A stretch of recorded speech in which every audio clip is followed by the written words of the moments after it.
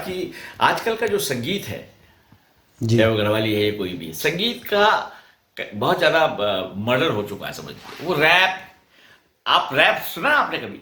हाँ, मैं थोड़ा। तो आज तक, मेरे तो समझ में ही नहीं आया, मैं बुढ़ा हो गया इस विधा में काम करते करते, वो है क्या? हमें भी नहीं समझ में आता। मेरी तो, और लोग उसे एंजॉय कैसे करते हैं, और बच्चे उसमें एडिक्शन हो गया, एडिक्शन। वो एक तरह का वो है, एडिक्शन है, जैसे पान वो सब खाते हैं ना। किसी चीज का एडिक्ट हो जाना। अरे बाप रे बाप, क्या है उसमें? कुछ नहीं है। कहानी सुना रहे हैं, जब एक एक रिदम के साथ कहानी सुना रहे हैं। मैं जा रहा था तो खा रहे थे, तो खा रहे थे, मैं पी रहा था, ये करो। मेरा नाम शिवनारायण सिंह रावत है, और मैं इसी शहर कोटद्वार में पला बड़ा, और मैंने पूरी पढ़ाई यहीं की। और उसके बाद मैं बाहर चला गया था, बॉलीवुड और टॉलीवुड, मॉलीवुड, ये सब काम कर रहा था वहाँ पर, फिल्मों से ही संबंधित काम में व्यस्त था। और 2018 में मैं वापस आया था। इससे पहले एक मेरी फिल्म राजू बजरंगी जो रिलीज हुई थी, जी। जो एक छोटे से मुद्दे पर बनाई गई थी। यहाँ पर एक बड़ा पौराणिक मंदिर है, सिद्ध बलि धाम जिसका नाम है।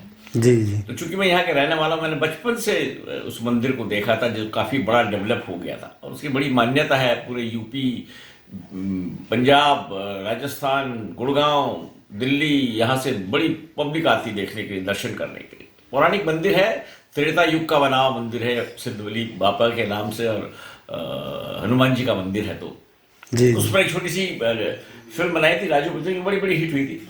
उस दौरान जब मैं यहाँ आया तो मुझे कुछ ज्यादा समय यहाँ बिताने का मौका मिला, और मैं यहाँ रहा। मेरी उस फिल्म को यहाँ के बच्चों ने बहुत पसंद भी किया, कि उस पर जो हीरो था वो छोटा बच्चा ही था। जी। बहरहाल जब मैं यहाँ रहा तो मुझे शहर का डेवलपमेंट नजर आया, क्योंकि मैं यहाँ कभी बहुत समय तक रहा नहीं।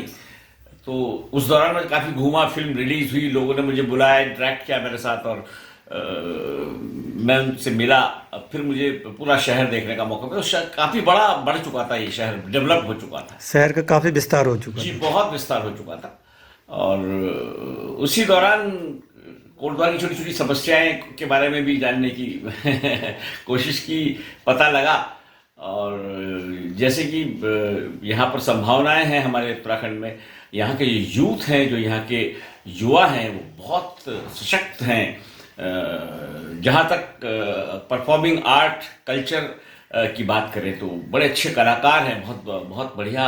क्योंकि उनके हृदय में देवभूमि बसती है। कोमलता। कोमलता है, सहजता। सहजता है, कोमलता है, जिस जो जो कि हमारे एक अच्छे व्यक्ति के बनने का मापदंड भी माना जा सकता है। तो मैं उस दौरान यहाँ पर था, और मैंने सोचा कि चलिए कुछ काम अपने शहर के लिए भी करते हैं। और फिर चूंकि मैं इसी काम में रिलेटेड था, इसी काम को मैंने करीबन आधी जिंदगी, 50 साल के करीब, इसी विधा में गुजारा। तो मैं यही में ही कुछ काम करूँ, वही बच्चों के काम आए। और चूंकि मैंने सीखा था, तो मैं ये दे के जाऊँ उत्तराखंड के बच्चों को, युवा के, यहाँ के जो युवा हैं, तो वो ज़्यादा अच्छा रहेगा। तो वापसी कब हुई थी आपकी कोटद्वार मेरी में? 2018 में वापसी हुई। उसके बाद से लगातार फिर आप अपने उसके कार्य बाद से फिर मैं यहाँ पर, मैंने बताया कि जो मैं बच्चों के लिए कुछ करना चाह रहा, तो मैंने एक फिल्म संस्थान खोलने की सोची। और by the grace of God, लोगों की कोऑपरेशन, और काफ़ी लोगों ने मुझे उत्साहित भी किया, और सब मेरा साहस बढ़ाया, और मैंने वो संस्थान का नाम क्या रखा आपने? उसका नाम रखा Shakuntalam film and television institute. क्या बात है, जी, शाकुंतलम। उसकी भी एक वजह है, जी। शाकुंतलम नाम रखने की एक वजह है। यहाँ पर इसी शहर में जो बड़ी मान्यता है शहर की, जिसे लोग नहीं जानते, वो उसका नाम है कर्ण आश्रम। कर्ण ऋषि का आश्रम जहाँ पर है। जी। जी। जी। जी, जहाँ पर जो जो कर्ण ऋषि की तपोस्थली है, और राजा भरत की जन्मस्थली है। चक्रवर्ती राजा भरत, जिसके नाम से भारत का नाम भारतवर्ष पड़ा था, जो बहुत लोगों को नहीं पता है। तो ये मेरा जो संस्थान है वहीं पर, उसी के नजदीक में है। तो वाह। मैंने सोचा कि चलिए इसका नाम शाकुंतलम ही रखते हैं। और जो वहाँ पर एक रिकॉर्डिंग स्टूडियो है, उसका नाम भरत साउंड रिकॉर्डिंग रखते हैं। वाह। रखा। और जो प्रीव्यू थिएटर है, जहाँ पे फिल्म बच्चे देखते हैं, काम करते हैं, उसका नाम दुष्यंत थिएटर रखा। क्या बात। तो ये इतिहास को जिंदा रखने की कवायद कह सकते हैं। जो मैंने सोचा कि चलिए जब लोग आएंगे पूछेंगे शकुंतलम कौन, दुष्यंत क्या है, भरत क्या है, तो अब इतिहास को भी जिंदा रख पाएंगे ऐसे में। मैं आपकी इस बात को थोड़ा सा कनेक्ट कर रहा हूँ कि गवर्नमेंट साइड से आपको नहीं लगता कि गवर्नमेंट इस मुद्दे को लेकर के अभी भी उदासीन है, जबकि प्रमाणिक तौर पे वहाँ मूर्तियाँ और वो सारी चीज़ें भी मिली हैं जो हमें आइडेंटिफाई करती हैं कि भारत का जो ओरिजिन है वो ये है। तो तब से अब तक अगर मैं बात करूं 90 के दशक के बाद से, तो वो अभी भी स्थान उतना विकसित नहीं हो पाया कि जिसके नाम पे आपकी पहल है अपनी ओर से। लेकिन क्या आपको लगता है कि संस्थान या सरकार कि उनकी ओर से भी ये पहल की जानी चाहिए ताकि वो एक भव्यता के रूप में वो स्थान? बिल्कुल करी जानी चाहिए। ये हमारी ऐतिहासिक मूल्यों का भी एक आधार है और पूरे संसार को ये पता होना चाहिए अगर यहाँ पर डेवलपमेंट होगा कि यहीं पर वो राजा भरत था जिसने पूरे संसार में, चक्रवर्ती क्यों कहते थे, चारों दिशाओं में जिस राजा ने, यानी यूरोप जहाँ सब उस वक्त कुछ नहीं था उस जमाने में, ये हजारों वर्ष पहले की बात है, उस वक्त कुछ नहीं था, एक ही देश माना जाता था जिसमें है कि नहीं। तो मैं कैसे जिद्दी मिजाज हूँ, तो मैंने बना लिया सर, इतना बढ़िया बन गया। और फिर मैंने कहा कि चलिए उसका एफिलिएशन भी मिल गया ऑलमोस्ट। तो मैंने कहा चलिए अब इसको बच्चों को बुलाते। मैंने एक ऐड दिया, 46 होर्डिंग पूरे उत्तराखंड और हाफ ऑफ द यूपी में लगाए, 30x40 की होर्डिंग, बड़े बड़े होर्डिंग्स लगाए। रिजल्ट नो रिक्वायरमेंट है, 9 बच्चों की। समझ सकता, 60-70 इंक्वायरीज तो आई लेकिन आए सिर्फ 9 बच्चे। समझ सकता हूँ।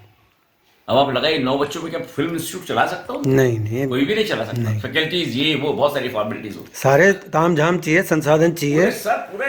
और मुझे यूनिवर्सिटी ने 6 जॉब रोल्स के लिए पास भी कर दिया, सीट्स भी पास कर दी। आप अपने यहाँ इंस्टीट्यूट में शुरू कर सकते हैं।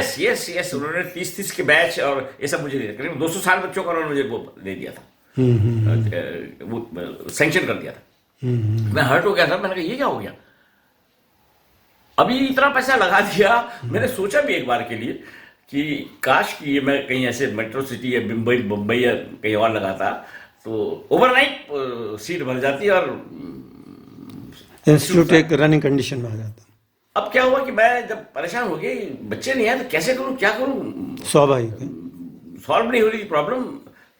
फिर मैंने सोचा कि इसके बारे में थोड़ी तहकीकात तो की जाए, क्यों ऐसा होता है। आपको किस्सा सुनाऊं बड़े मजेदार। जरूर। उसी दौरान मैंने ये शुरू करने से पहले एक वो चला दिया था कि चलिए आइए, कुछ बच्चे आने लगे थे तो मैंने उनको कुछ सिखाने लगा था, एडमिशन के लिए आने लगे थे, मैंने क्लासेस लेनी शुरू कर दी। तो एक रोज एक बच्ची आई और आने के बाद उसने कहा कि सर मैं कल से नहीं आऊंगी। मैंने कहा क्यों, क्या हुआ? रिया बडोरा नाम था उसका। मैंने क्या हुआ बेटा? नहीं मेरे मम्मी पापा मुझे मना कर रहे हैं, नहीं मानी आप। फिर एक दूसरा बच्चा था, उसने भी कहा कि सर मैं तो पापा ने मना किया ये सब करने के लिए। तो बड़ा हाँ समझ गया, सब रह गए, मेरे ये क्या है। मैंने कहा ऐसा क्यों? तो मैंने कहा बेटा अपने मम्मी पापा को बुलाओ एक दिन। उन्होंने बुलाया तो सर जब मैं उससे मिला पेरेंट्स से तो उनका एटीट्यूड देखकर मेरी बड़ी हंसी आई अंदर से। और उनका कसूर नहीं था क्योंकि वो इस छोटे से शहर में रहते हैं, उनको पता ही नहीं दुनिया कहाँ पहुंची। उनका इन्वायरमेंट दायरा वही है उनका वही दायरा है। Right, तो उन्होंने मुझे सर बड़े उस स्थिति में आए, मेरे पास गुस्से में बैठे आके। मैंने कहा चाय पी, चाय बाद में पियेंगे, बताइए क्या है आपने, क्या है एटीट्यूड अपने साथ, क्या फिल्म इंस्टीट्यूट क्या कर लेंगे इसमें आप मुझे बताइए, आप क्या तलवार चला लेंगे फिल्म इंस्टीट्यूट चला के यहाँ पर, ये बच्चों को क्या सिखा। तो मुझे बड़ी हंसी भी आई। मैंने कहा शांत हो जाइए पहले, ऑफिसर नहीं ये बनाएंगे IAS PCS। तो मैंने कहा बस सर यही रहेगा और जीवन में दूसरा कुछ नहीं है, क्या है उसका इंपॉर्टेंस बताइए हमें। मैंने उनको इंपॉर्टेंस बताई तो सबको चौक है। हाँ छोटी सी बात, उन चीज़ों की उनको जानकारी नहीं है, उसके फिर वो कमांडर बने तो चलता नहीं है ना, कहीं भी नहीं चलता, किसी भी सिस्टम में नहीं चलता। नहीं चलता। मैंने एक छोटा सा एग्जाम्पल दिया। मैंने कहा ये बच्ची जो आपकी आ रही है ना, इसको आप इंजीनियर बनाएंगे, कितने पैसे लेंगे? 20-25 लाख। डॉक्टर बनाएंगे 1 करोड़। साल कितने लेंगे? 5 साल, 10 साल। उसके बाद ये एक इंजीनियर बन जाएगी। ये एक अच्छा इंजीनियर या फेमस इंजीनियर बनने के लिए इसको 20 साल लगेंगे। कितने? एक्सपीरियंस गेन करने 20 साल लगेंगे। तब कोई कहेगा कि फलाना वो इंजीनियर बहुत अच्छी है भाई, या डॉक्टर वो बहुत बढ़िया है भाई। तब उसके पास लोगों की भीड़ आनी शुरू होगी, तब वो ऑटोग्राफ फोटोग्राफ के काबिल बनेगी या बनेगा, तब उसे रिकॉग्निशन मिल पाएगी, तब मिल पाएगा। पाएगा। मैंने कहा मेरे यहाँ मेरा ये बच्ची जो है ना, ये सिर्फ 6 महीने का कोर्स करेगी एक्टिंग का। एग्जाम्पल दे रहा हूं, मैंने कहा इसने 6 महीने का कोर्स किया, मैंने इसको फिल्म में लॉन्च कर दिया, मैंने ये किसी ने भी, किसी प्रोड्यूसर ने, ये बहुत अच्छी है, वो फिल्म हिट हो गई। अगले ही दिन से ये सारा काम 6, 7, 8, 10 महीने में हो जाएगा। 6 महीने में ट्रेनिंग लेगी, 1 साल में पिक्चर बनेगी, पिक्चर रिलीज होगी 1.5 साल में।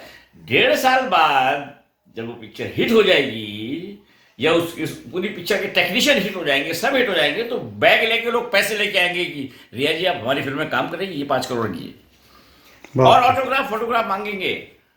ये कितने साल में हुआ? बिल्कुल, कि एक टैलेंट सबसे अलग है। इंसान के अंदर परफॉर्मिंग आर्ट बाय बिल्ट है, बाय बर्थ है।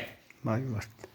आप उसको तराशिए ना तो जीवन खुश रहेगा, अपना भी लोगों का भी। ये जो सीखते हैं इंजीनियरिंग, ये डॉक्टरी करना, मैं इसको बुरा नहीं मानता, ये भी है, ये भी समाज सेवा ही है, लेकिन वो समाज सेवा जो आपको बाय बर्थ गिफ्ट दी है गॉड ने, उसके द्वारा आप करेंगे, जिसमें आप भी खुद आनंदित है और समाज भी आनंदित है। आपका पैशन अगर प्रोफेशन बन जाता है तो उससे बड़ा आनंद क्या बात कभी भी नहीं होगा। क्या बात है सर, वो बड़े खुश हुए।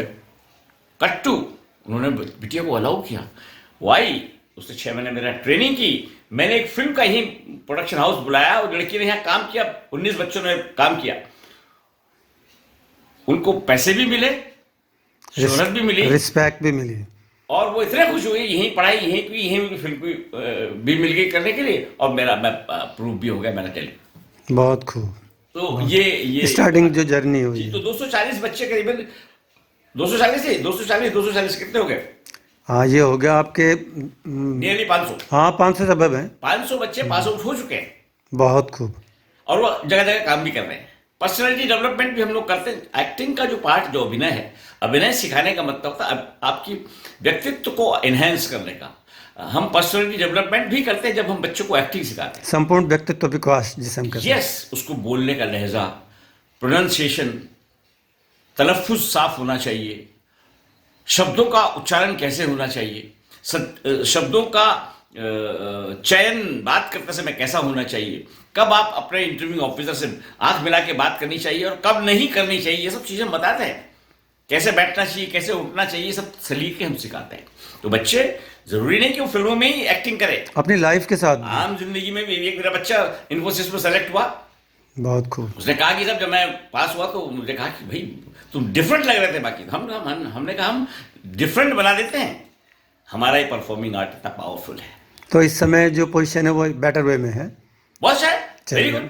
और मैं अभी बहुत जल्दी, अभी मैं सौरभ बहुगुणा जी जो हमारे इस वक्त के स्पोर्ट्स हमारे यंग जी जो स्किल इंडिया के मिनिस्टर हैं, मैं उनसे मिला। मैं चाहता था कि ये जो सर्टिफिकेट्स मिले हैं बच्चों को, ये मैं इनको आम सर्टिफिकेट नहीं मानता, ये ऐतिहासिक दस्तावेज माने जाने चाहिए। क्यों? यही परफॉर्मिंग आर्ट सुभाष घई भी सिखाते हैं, लेकिन वो 14 लाख रुपए लेते हैं। क्या नाम इनका, बोनी कपूर, वो भी इतने ही पैसे लेते हैं। मैं कोई पैसा नहीं लेता, फ्री। बहुत खूब, अपने समाज के लिए इन परफॉर्मिंग आर्ट्स, और कहीं नहीं है। तो सर, क्या आपको नहीं लगता कि इसको प्रसारित भी किया जाना चाहिए व्यापक स्तर पे?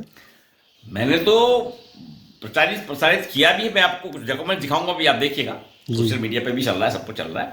और मैंने ये इसीलिए इसी प्रचार प्रसार की बात को दिमाग में रखते हुए मैंने सौरभ बहुगुणा जी से कहा, जब मैं गया, मैंने अपना प्रोफाइल दिखाया उनको, अपने इंस्टीट्यूट का प्रोफाइल दिखाया, कुछ प्रेजेंटेशन दिखाया, तो बड़े कुछ बोले यहाँ हमारे यहाँ है ऐसा, उनको पता ही नहीं था बेचारा। बोले रावत जी आप तो बहुत अच्छा काम करें। मैंने धन्यवाद सर। तो कैसे? मैंने कहा सर मैं चाहता हूँ कि ये सर्टिफिकेट दिए जाएं, ये ऐतिहासिक सर्टिफिकेट है, हम उत्तराखंड को सेलिब्रेट करना चाहिए। मैंने काम किया, सरकार को श्रेय इसलिए लेता हूँ, सरकार ने मुझे अलाउ किया ना काम करने के लिए, उनकी सहभागिता भी उससे सहभागिता है। वो दूसरी बात है कि I have belled the cat, so far nobody could belled the cat, but I have belled the cat on behalf of government of Uttarakhand. I want to give credit to the government also. बहुत खूब।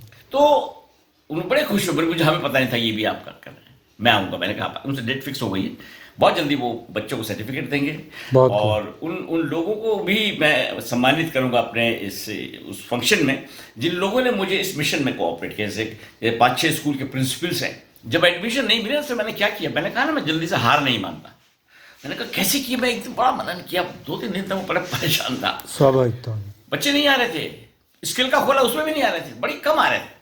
तो मैं school के principal के पास चला गया, और by the grace of God, चूंकि मैं इसी शहर का रहने वाला हूँ, थोड़ा सीनियर आदमी हूँ, यहाँ पे 4-5 प्रिंसिपल मेरे सब जूनियर, तो मुझे जानते थे, मेरा नाम सुना हुआ।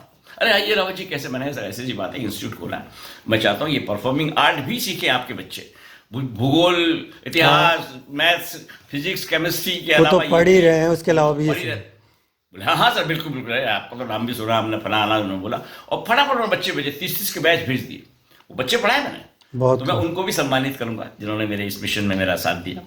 बहुत खूब। सरकार को स्टार्टिंग फेज में जो आपके साथ यस उनको पता था, उन्होंने इस मर्म को जाना और मुझे सहयोग किया, उस बारे में काम। हमारी भी बहुत बहुत शुभकामनाएं। आपका मकसद पूरे उत्तराखंड के लिए सफल हो, आपका जीवन भी सफल हो, और हमारे यहाँ के बच्चे देश ही नहीं विदेश में भी अपना नाम, अपना मुकाम हासिल करें।